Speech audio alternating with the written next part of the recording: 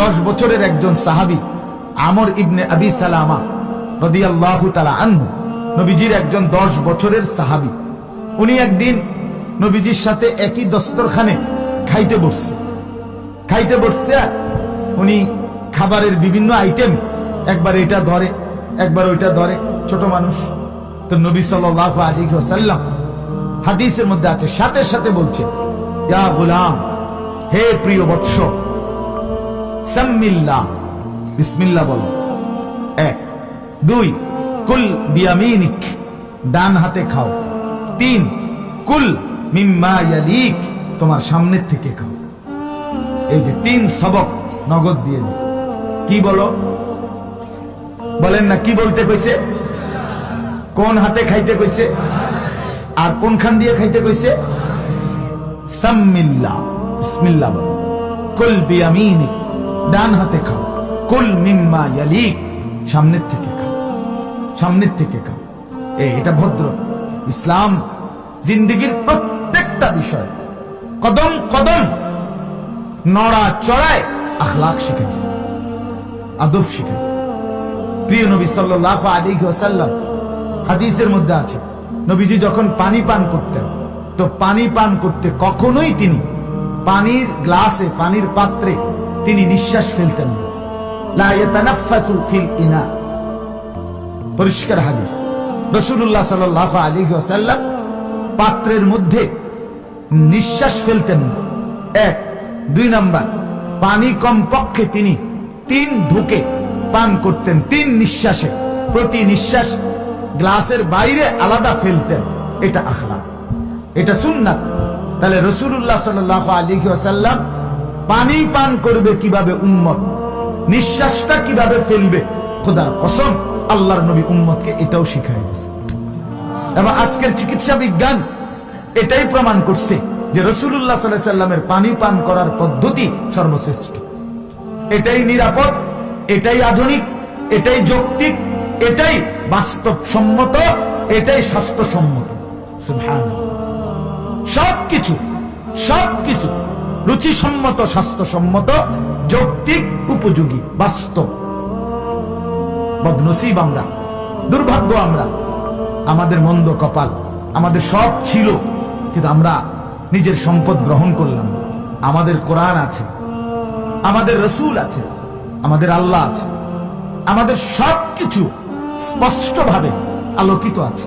আমাদের রাত, আমাদের দিন, আমাদের সকাল, আমাদের দুপুর, আমাদের হাসি, আমাদের কান্না, আমাদের আহার, আমাদের নিদ্রা, আমাদের ঘুম, আমাদের পেশাব পায়খানা, আমাদের হাঁটা চলা, আমাদের আয় রোজগার, আচরণ উচ্চারণ, আমাদের লেনদেন, আমাদের ঘর সংসার, আমাদের বাজার ব্যবসা, আমাদের দেশ জাতি রাজনীতি, আমাদের সমাজ, সবকিছুতে ইঞ্চি ইঞ্চি, সেকেন্ড সেকেন্ড, নিঃশ্বাসে নিঃশ্বাসে রাসূলুল্লাহ সাল্লাল্লাহু আলাইহি সাল্লামের তরিকা আছে, সুন্নাত আছে, কোরআনের নির্দেশনা আছে, একবারে স্পষ্ট আলোর মতো ধবধবে সাদা। কিন্তু বদনসিব জাতি ছাড়তে ছাড়তে, বাদ দিতে দিতে, জওয়ানও বাদ দিছে, বুড়াও বাদ দিছে, শিক্ষিতও বাদ দিছে, অশিক্ষিত বাদ দিছে।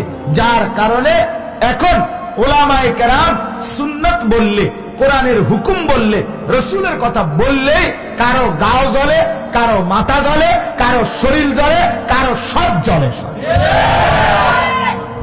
কারণ হইল বদনসিব আল্লাহ থেকে বিচ্যুত হইতে হইতে, রাসূল থেকে বিচ্যুত হইতে হইতে, কোরআন থেকে আলগা থাকতে থাকতে এখন জ্যান দিয়ে আড্ডে হ্যান দিয়ে জ্বলে।